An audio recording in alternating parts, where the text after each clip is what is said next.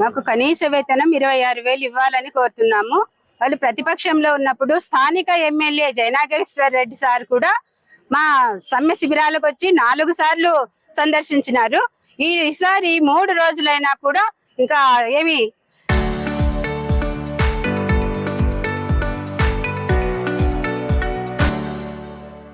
చుట్టపు చూపుగా గానీ రాలేదు. మా సమస్యలు పరిష్కరిస్తామనే మాట కూడా చెప్పలేదు.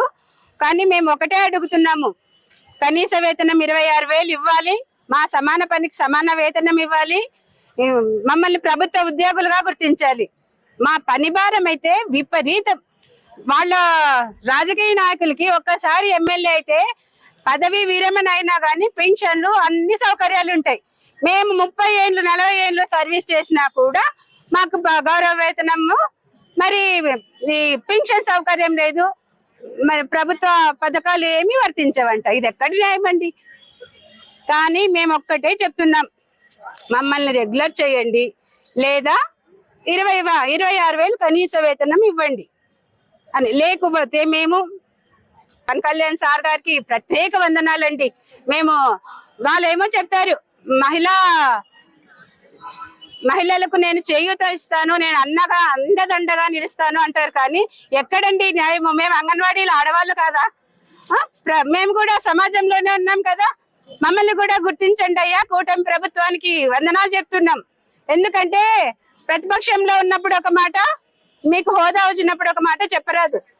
మాకు కనీస వేతనం 26,000 చేయండి అని ప్రభుత్వానికి విన్నవించుకుంటున్నామండి. మేము ఏమంటే ప్రధానంగా మా ముఖ్యమైన డిమాండ్స్ ఉన్నాయి. మెయిన్ డిమాండ్స్ కనీస వేతనం 26,000 ఇవ్వాలి, సంక్షేమ పథకాలన్నీ వర్తింపజేయాలి, తర్వాత ఆపల పనిభారం తగ్గించాలి, మా పైన వివిధ అభియోగాలు మోపకూడదు, ఫస్ట్ మా సమస్యలు వెంటనే పరిష్కరించాలి. మా నాయకులు పిలిపించి ఎంతసేపు ఉన్న గౌరవ వేతనం ఇస్తున్నారు. 8 సంవత్సరాల నుంచి మేము జీతాలు పెరగలేదు 1 రూపాయి కూడా.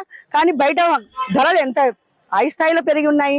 ఆ ధరలకు అనుగుణంగా మా జీతాలు ఏ మాత్రం సరిపడం లేదు, అద్దె బాడీలు సరిపడం లేదు.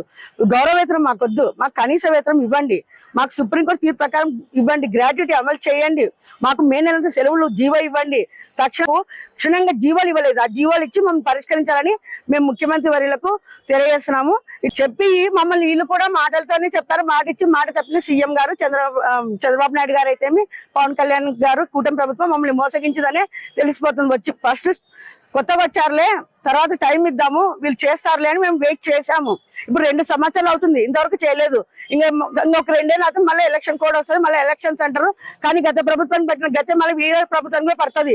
మేము కూడా అంత క్షుణ్ణంగా అన్ని పరిశీలిస్తున్నాం, చూస్తున్నాము. ఏదో వీళ్ళ పైన మేము హోప్స్ పెట్టుకొని గెలిపించాము.